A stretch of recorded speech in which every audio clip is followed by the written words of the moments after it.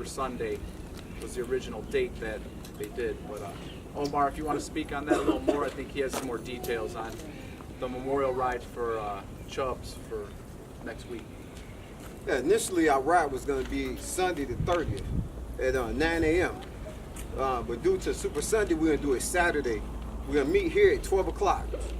We have a wreath that's made like this, but smaller in our colors in blue and gold, that's dedicated to Chubbs.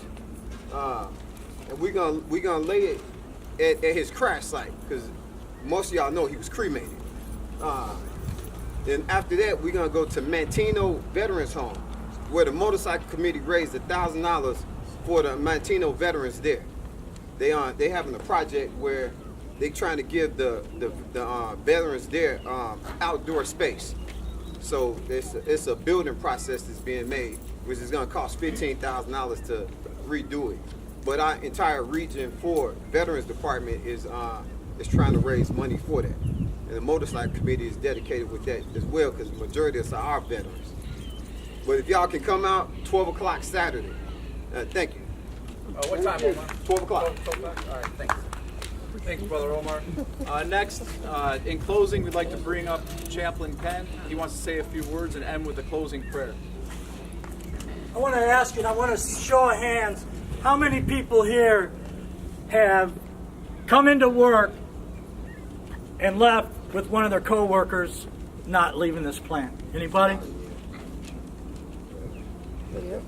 How many co-workers do you know were affected by that?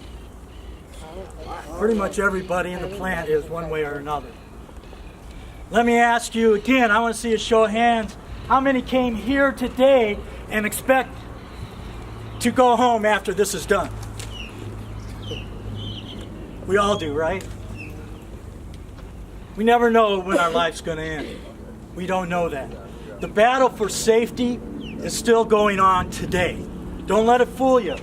There's been a lot of progress. 40 years plus since I've been in the plant, I've seen a lot of changes for the better, okay? But there's still the fight going on. We just had our brothers and sisters in South Bend go out on strike for part of that with safety conditions. We're still fighting that battle. So as brothers have said, don't take it for granted, because we don't know.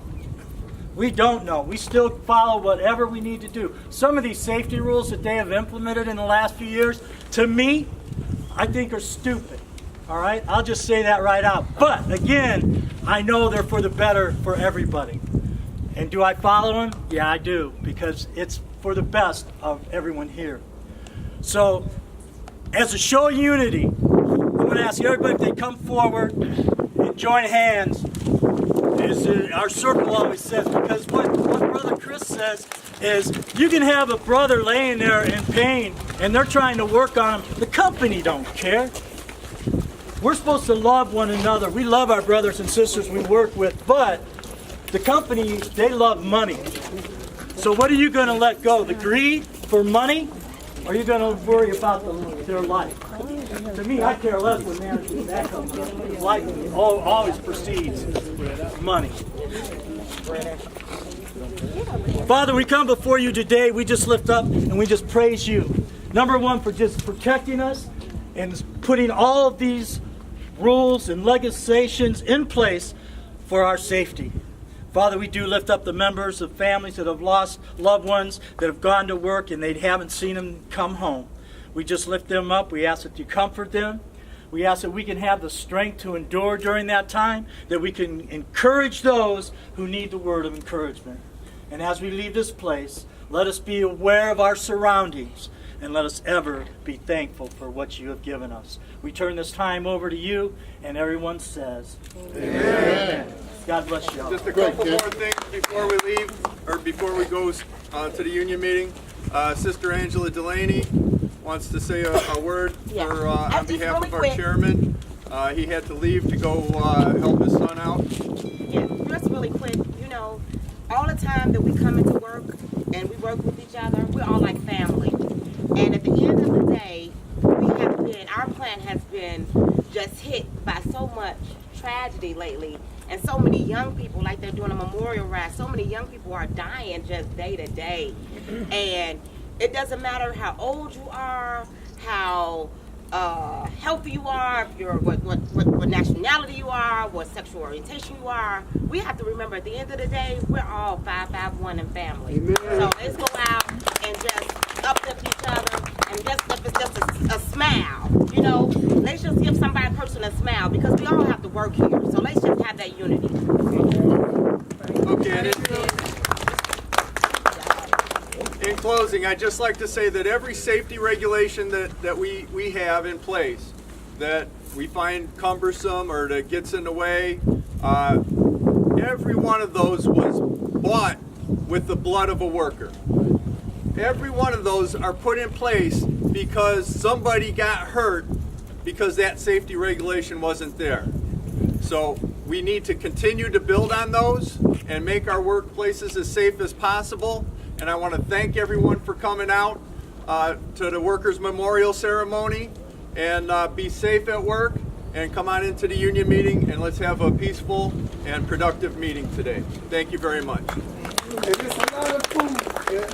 First Sergeant, retrieve colors. Wait, hold on. I need them to stay there for a second. We're gonna come back and do that. Okay, I want to take Oh, word. Oh. We gonna say something pretty good.